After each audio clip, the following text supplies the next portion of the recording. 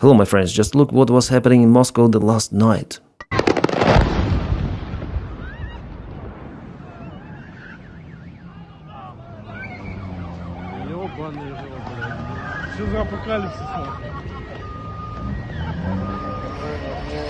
Is it a new GTA Moscow edition, like complete chaos is happening? Well, it's understandable that this is some sort of the warehouse and the drone was kaputted by the air defense very close to it. Or maybe it was just overflying this warehouse. Or maybe it was the strike on the storage because the damage has been sustained and the fire was localized by Russian fire teams which were at the place by the time of the strike. I would say it's the first time Russians managed to handle the fire, or maybe the materials which were inside, they were not that flammable. Well, anyways, despite the Russian air defense operation in Moscow, there were some of the strikes, and those buildings, yes, they're residential ones, but they're not yet released, so they're under construction, as you might see. Initially, it was reported as the fire on local refinery, but no, it was just some of the local storage, not that big. So if you follow some of the experts, analysts, or influencers online who review the war in Ukraine and the situation in Russia, as I do, for example, they might have shared the information a little bit prematurely that it was the Russian refinery. It wasn't.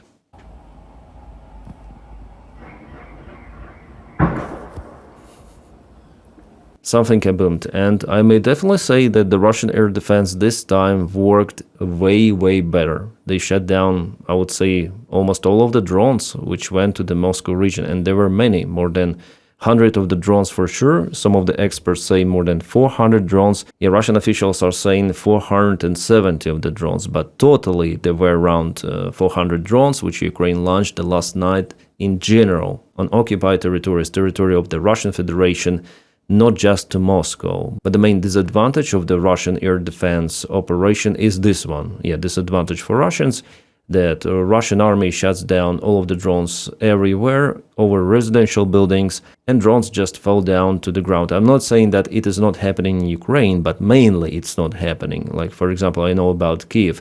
In Zaporizhia, Ukrainian air defense several times, they've shut down Russian Shaheds straight to residential buildings too, and populated areas. It was happening and it is happening in this war. Yes. So yeah, it was loud in Moscow the last night, but the main aim refinery, because drones were flying to that point, it was already confirmed, was not hit after all. So there were successful Ukrainian strikes before in the Moscow region, but since Russia put lots of the air defense systems, way more than usual, Russia may shut down more of the Ukrainian drones. Nevertheless, it was really scary for Russians. I would say that they should be more scared about their own air defense operation. My friends, just a short reminder, which is very important. Please don't forget to press your like to this video. Do it right now. It really helps. And also subscribe to the channel. It helps a lot too.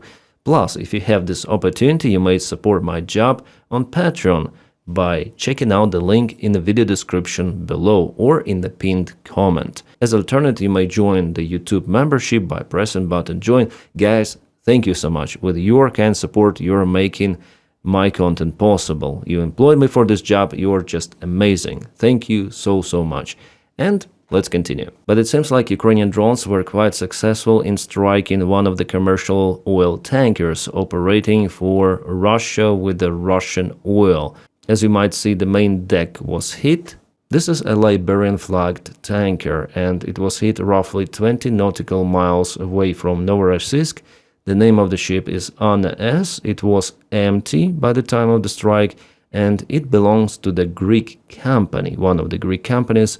And to be clear, Greeks earn a lot with this cooperation, transferring Russian dirty oil or shadow oil. And the corruption is out there at every sort of the level. That's why Greece was opposing the new package of the sanctions against Russia, because they wanted to have the trade.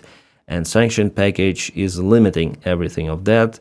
So they want money, business as usual, trading with a killer aggressor country, Russia. But Greek companies cannot avoid Ukrainian sanctions. So I see two of the holes, or maybe two of the drones went inside, and this is an engine, boxer engine, of a drone. Allegedly Ukrainian, yeah. It could be a false flag operation. We don't know, yeah. Who knows? There should be investigation. But who would perform this investigation? Because the ship was doing an illegal trade. The Greek ship owners are accomplices of genocide. They have to learn the hard way, obviously.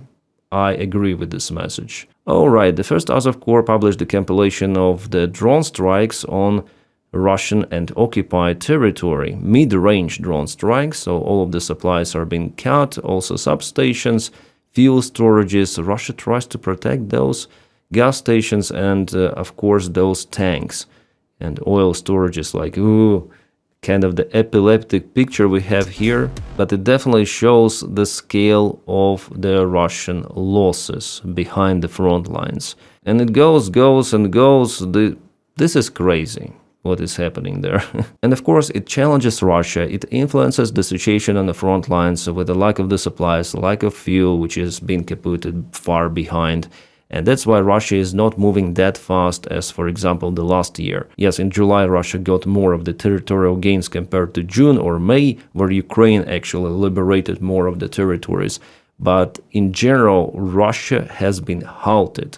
All of the movements are very small with heavy losses.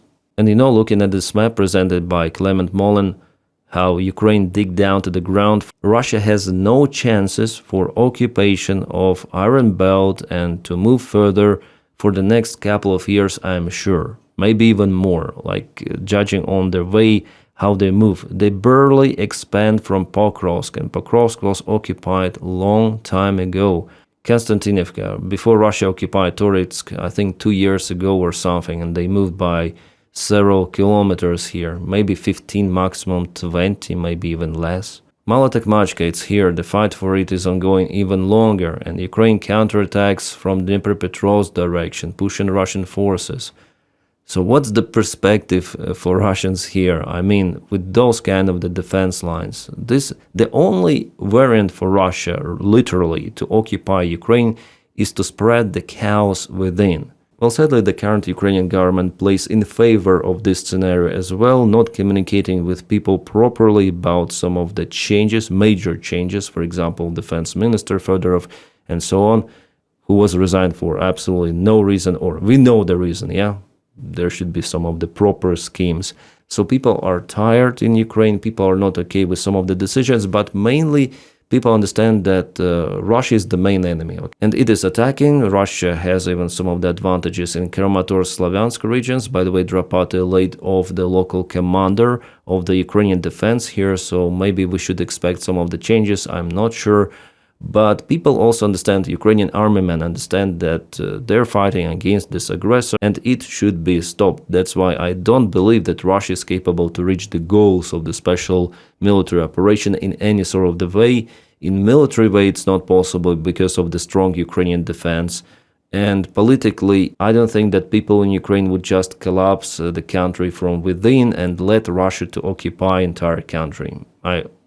It's not possible too. As one more variant for Russia, and we already heard the rumors happening, the information is spreading from the Ukrainian officials even, and military personnel, also officers, that Russia may get ready for one more jump on Kiev from Chernigiv region via Bryansk Oblast, not using Belarus territory this time. The Ukrainian defense of the northern regions is of course way weaker compared to Donbass, but at the same time Russians also don't have lots of the variants of how to maneuver in those northern parts of Ukraine, because the soil itself is kind of swampy, and even if they try to go from Belarus, it will not be the same as in 2022, so they will be stopped. And from what I know, Ukraine is also constructing significant defense lines now in Chernigiv region, also in Kiev. And from what I know, Ukraine also constructs the defense positions in Chernigiv plus Kiev regions. Yeah, rumors say that this attack operation from Russians could be planned for February 2027, so in a few months. Okay, so Ukraine has presented the FP9 ballistic missile on one of the exhibitions in Europe. This is the decoy, but it illustrates how missile would particularly look like. Yeah, it is blue and it's pretty much similar to Iskander, I would say, with the forward part of it with this cone. The range of it is promised to be at least 800 kilometers, which means that Moscow is within the reach. Alright, speaking about some of the escalation, the United Kingdom supplied to Ukraine some of their drones for the tests, I guess, and Ukraine is free to use those on the Russian soil. And it seems like for some of the reason Russians didn't like it, so Russia has threatened Great Britain with consequences over reports that the Ukrainian military is using British drones to strike targets on Russian territory, Russian embassy in UK says. Russian embassy also accused Britain of complicity in Ukraine strikes on targets deep inside Russia and stated that London's actions will inevitably have consequences for which it will have to answer. Of course, usual Medvedev threats. The Russian embassy added about paying higher price. London will allegedly have pay price, okay.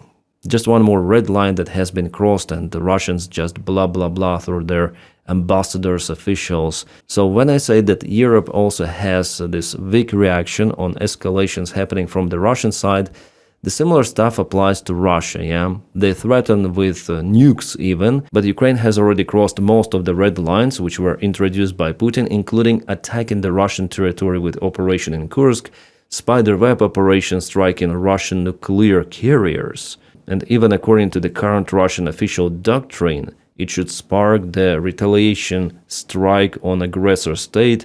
In this case, in the Russian eyes, it should be Ukraine, but they are calm. They are not even spreading this information. The same goes for Moscow. You know, recently Ukraine fired up lots of the wildberry storages in the Moscow region. And Russian media, Russian TV, Russian propaganda said absolutely nothing about it.